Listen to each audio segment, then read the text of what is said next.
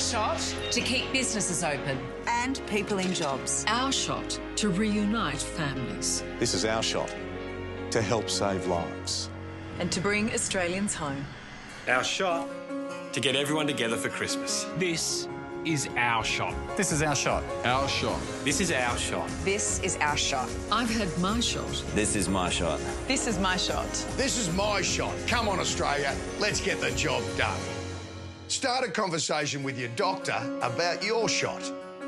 Is engaged in the largest clinical trial, the largest global vaccination trial ever, and we will have enormous amounts of data.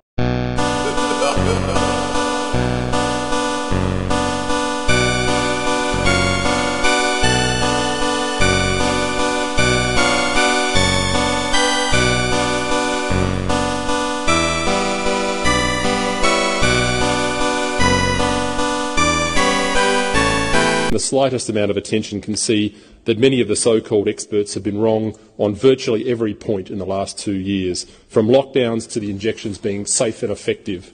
Bureaucrats like to keep the fear alive to solidify their own importance and therefore their own funding. And if there's one word I never want to hear again, it's modelling. When was the last model that was proven in hindsight to be accurate? It's not just the COVID experience which bells the cat on the rise of big government. One only has to look at the intrusions by government into our lives in areas like the climate, the surveillance state and the rise of the quasi-state operatives, the apparatchiks of the big government ethos in universities, in schools, the woke corporate sector and its insidious ESG agenda. Politicians must stop simply enforcing the whims of bureaucrats and the so-called experts. We exist to serve you, the Australian people, not to control your lives. There's an old biblical teaching which states, "The greatest among you shall be your servant." This is the basis for the Western ethos of political leadership. In the entire history of mankind, there has never been a bureaucracy which is sincerely and genuinely concerned about people. Always question everything. Always look for ulterior motives. Why have they allowed Australians to be vilified? Why have they allowed Australians to be thrown out of jobs and discriminated against? Because they care so much about our safety? Or is it something else? Something more sinister? Nobody should ever take the risk on the promise of being granted their freedom back. This is the stuff of tyrannical authoritarianism, and I hope Australian politics realises that Australians have had enough of having their lives run by people far removed from them. This is Australia, not the People's Republic of China. We should be governed by the lowest and least centralised level of authority as possible to preserve our basic freedoms, including freedom of movement, speech and choice. It's time we scaled back the power of these bureaucracies, and it's time that politicians who say they love this country to go out and prove it. It's time we drain the billabong. Does COVID still look like an emergency to you? Would anyone still be afraid if not for the incessant propaganda of the corporate media cabal and our bureaucratic class?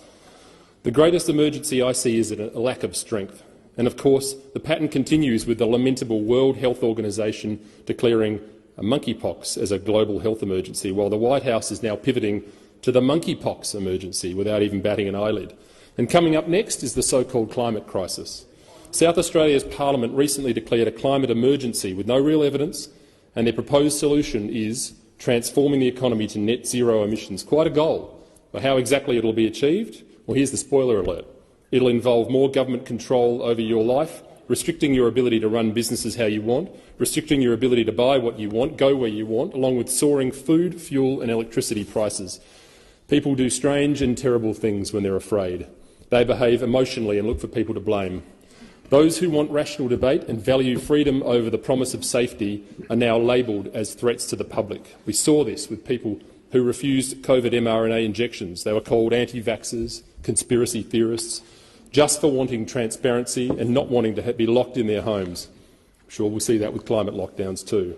Australians need to be aware that whether through apathy or by design, we are allowing our liberty to be sacrificed at the altar of safety. The weapon is fear.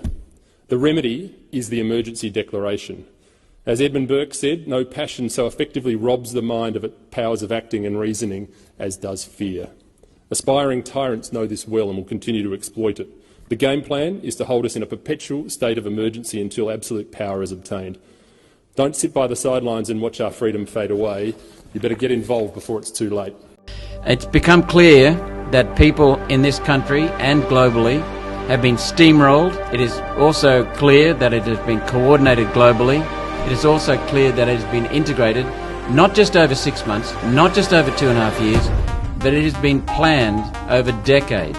We know and we knew that this is all bullshit and that we've been had. But we are going to hound you down, the people that are guilty.